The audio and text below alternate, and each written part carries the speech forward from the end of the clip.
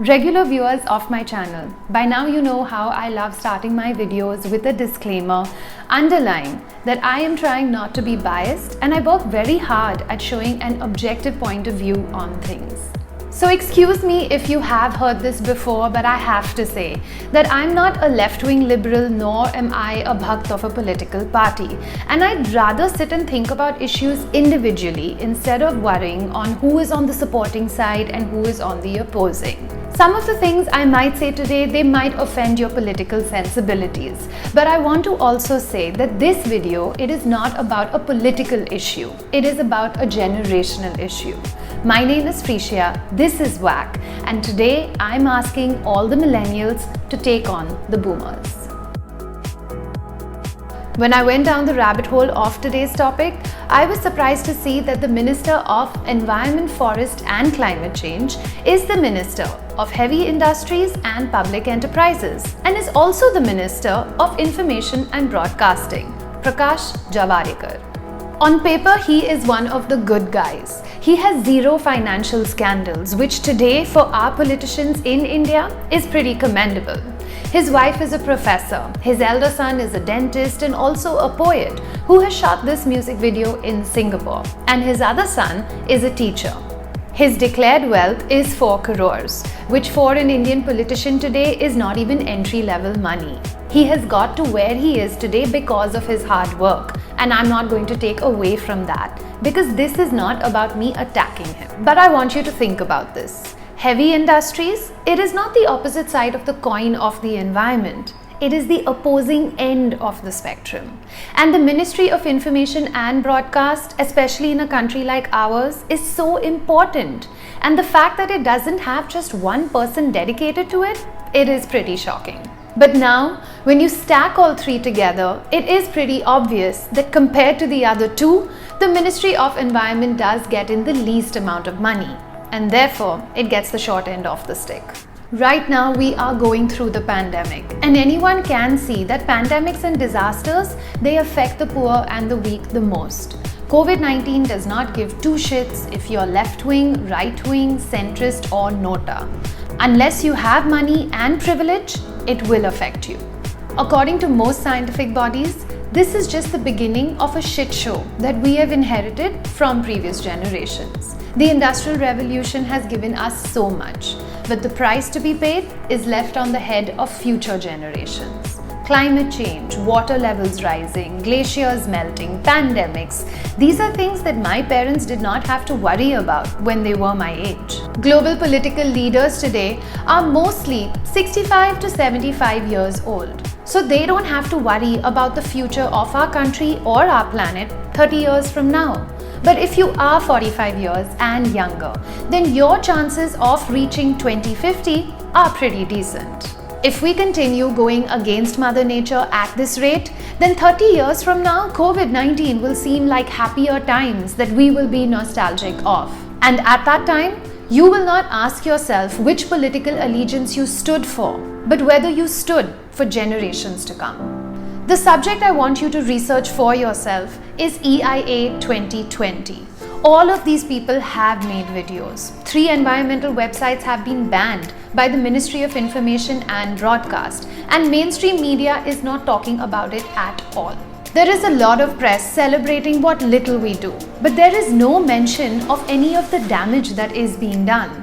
India is that kind of country where a Bhopal gas tragedy can take place and nothing will happen to the people that did cause it.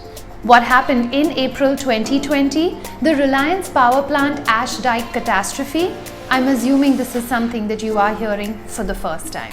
Ironically, the EIA was drafted because of the Bhopal gas tragedy. And today, Reliance owns most of our heavy industries and it controls our information and broadcast. So how do you expect news like this to come on the front page? Instead, Kangana Ranaut and her opinions on Bollywood and nepotism, that will be the topic of discussion in every Indian household. So basically what the EIA 2020 is proposing is that industry and economic results, they take supreme position and the environment and the locals, they take a back seat. I understand there is a global financial meltdown taking place in the world right now. The government needs to set out certain plans and reforms. But at what cost? And who is going to pay the price for this? You and I, 30 years from now. This is a complicated issue and it deserves your attention. And whatever action you decide to take, whether it is sending an email or posting it on your social media, is up to you. But for the sake of our future, please educate yourself on this subject and then you can decide what it is that you want to do. At this point, you're probably wondering that why is she so worked up and what is so wrong with the EIA 2020 draft that the government is proposing.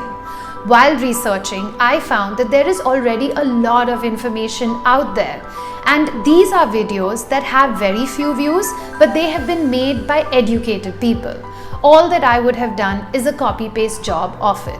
So, in the description below, I have put 3 videos and articles that I truly think that you should read so that you would get a better understanding on this subject.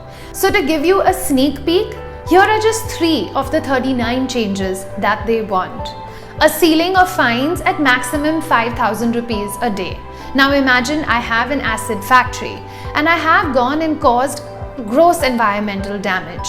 Then all that I need to pay is 5,000 rupees a day or 1,50,000 a month. That is nothing for a company that is already earning in crores. Post facto clearance, which basically means that certain industries can begin their work and then look for clearance. Now this was already ruled against by the Supreme Court. It basically means that any factory can begin. A certain amount of damage will already take place and then it will be assessed. The original draft of 1994 was simple, direct and easy to understand. It was published in every regional language possible. But the 2020 version has been published only in English and Hindi, which means that a large part of our country is not going to be able to understand what is written in this draft. So what is it that you can do? The Delhi High Court has given an extension till the 11th of August, where people can send in their suggestions on what the draft should entail. In the description below, I have also put a link. This will take you to an email address and a drafted email, which has some pretty good suggestions. So after watching all these videos and this video on WAC, if you truly believe that something needs to be done, then please do go and click on that link. Try and share this video with as many people as possible and tag as many social media personalities that you can think of. Because the more we talk about it and the more woke we are, maybe something can be done. My name is Freesia, this is WAC, and I'll see you very, very soon. Ciao. If you like this video, hit the bell icon and subscribe.